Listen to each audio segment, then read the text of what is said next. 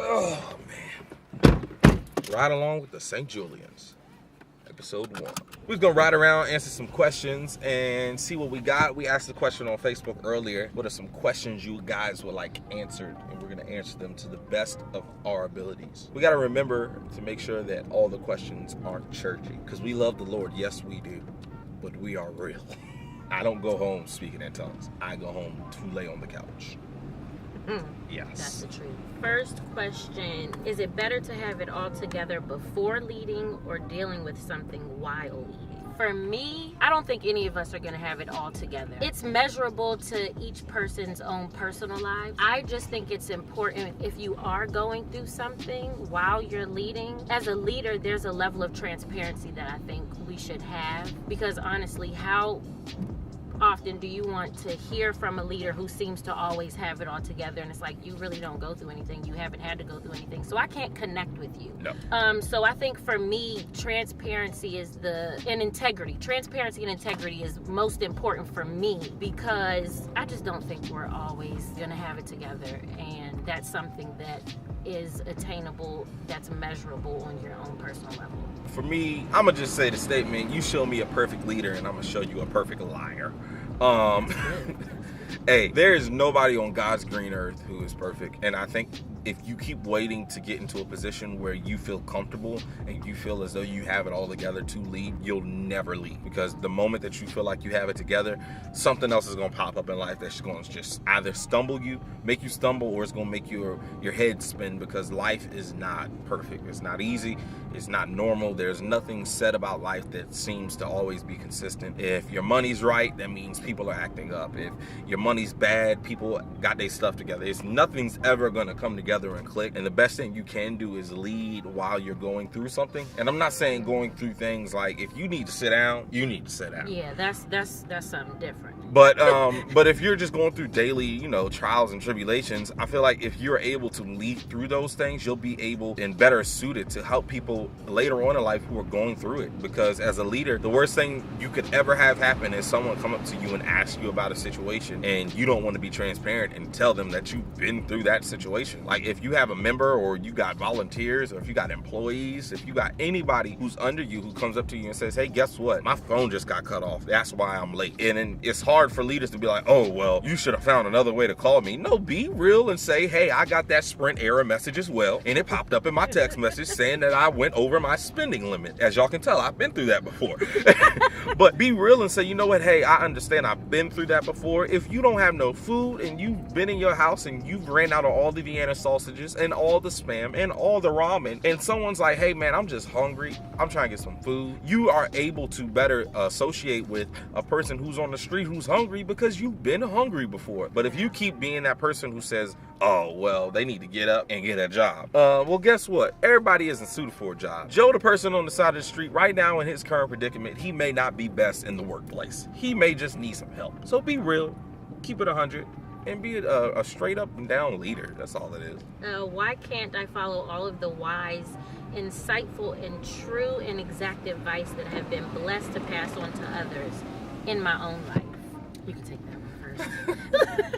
Man, if I was able to actually follow all of the advice I've given to others, man, I'd be Mark Zuckerberg rich. I think it goes back to, it's easy to have insight on someone else's situation because you're looking at it from a different perspective. And you'll never look at your own life through the window that you're looking through somebody else's problem. And I think that's sometimes a pride issue, and sometimes it's just surrounding yourself with people who will pour into you just as much you pour into other people. But the insight that you give to other people, guess what? You try to apply that stuff to your life, and 9 times out of 10, it will not work, because you're usually giving advice to people based off of their current predicament. So if you got someone coming up to you saying, hey, my wife's a crackhead and I don't know how to get her off the drug, you can't apply that information. Wait, pause. Because I promise y'all, Marcus is always going to go to the worst scenario possible. Jesus. Hey, okay, I'm just saying, if Susie smoking crack and your wife's just not cleaning the dishes, it's easier for me to find solutions for dishes than it is for me to get her off of drugs. I don't know. But I think sometimes it is either it just doesn't fit your situation, or it's just pride and you don't want to take your own constructive criticism, because no one wants to ever admit that they're wrong. As far as this question, I just think it goes back to everybody's portion is different. Everybody's lives are different, and like Marcus said, it's a different perspective. You're the person from the outside looking in, and if somebody is open with you about their lives, a lot of times it's easier to come up with scenarios, and that scenario is not always going to work for you personally. I also think it just goes back to having habits. It's harder to follow something that you're telling somebody else to do, because we already have our habits that we're used to doing and things that we do religiously. And to break a habit, it takes 21 days to break a habit?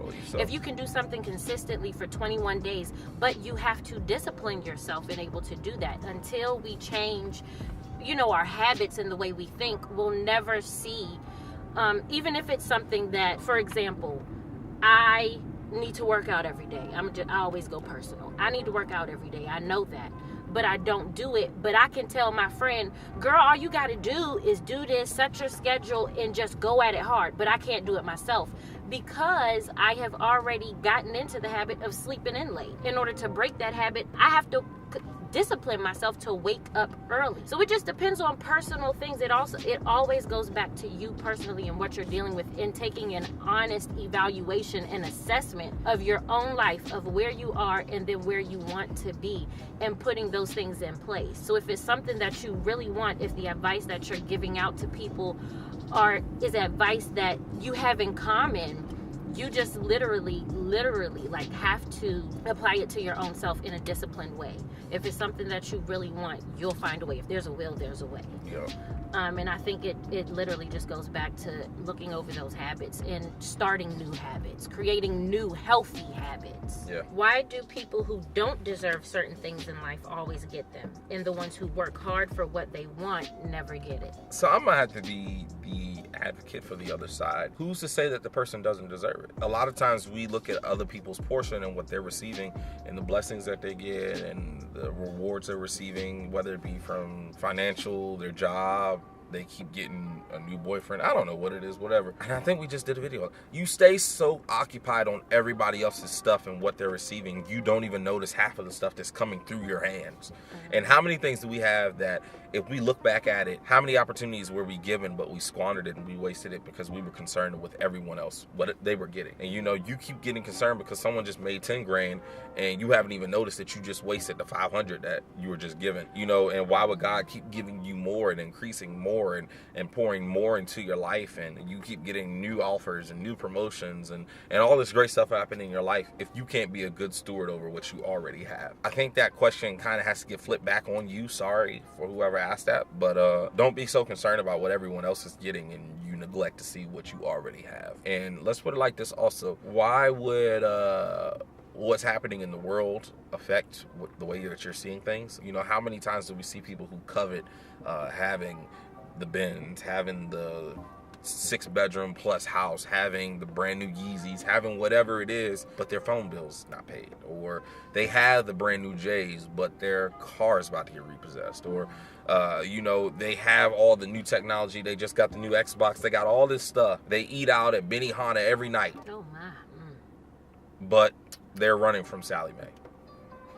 So let's look at the perspectives. You may not have what they have, but your other business may be in order. So don't, compare and contrast apples to oranges, because unless you're in their bed or know what they're doing at night and their thoughts and their processes, you'll never really know what people are going through. I mean, I feel like this question could kind of be like, why do bad things happen to good people? That phrase came because it just seems like stuff is always happening to good people. I think I'm going to mention her by name only because this thing blessed me so yesterday. Alexis Crenshaw posted this.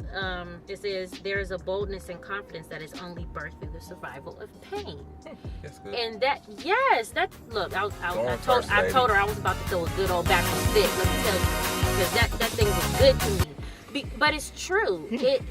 It really does. It's a level of boldness and confidence, because once you've been through so much, something starts to rise up in you to say, I'm not going to keep taking this. I'm not going to keep doing this. And it makes you cling on to God stronger in order to obtain the things that you want. Because when you cling on to him stronger, his word tells us, seek the kingdom first, and all these things will be added to you. So if you put it in perspective of, yes, stuff keeps happening, I keep going through stuff, my family keeps going through stuff, but if I just keep God first and foremost in my life, if I obtain and go after him, he'll give me the things that I need. And not only the things that I need, but the things that I desire and want.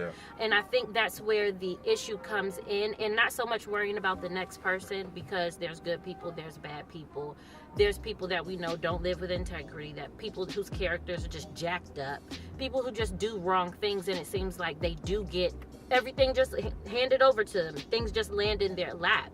But you have to remember, those things that land in their lap are material. They can't carry those things on to the next phase of life. So I think it's all just about perspective and where our mindset is when it comes to those things, and not so much worrying about the next person. And being happy with what you have. How many people do we know who are millionaires and billionaires who are depressed and suicidal, who have committed suicide? How many people do we know who have all the material things in the world, but they're not happy? So I think the big thing that comes down to it is being satisfied and happy with what you have. And if you don't like what you have, work and go get it. Is life predetermined? Do we actually have free will, or only the illusion that the choices we make are actually our very own, or all part of the master plan? So I'm churchy, so yes, you are. God definitely gives us free will, but Christ came to give us grace and mercy that would provide a way out of our sinful ways. So I do believe that we do have free will. Now, I can show you how we have free will, because how crazy is our world right now?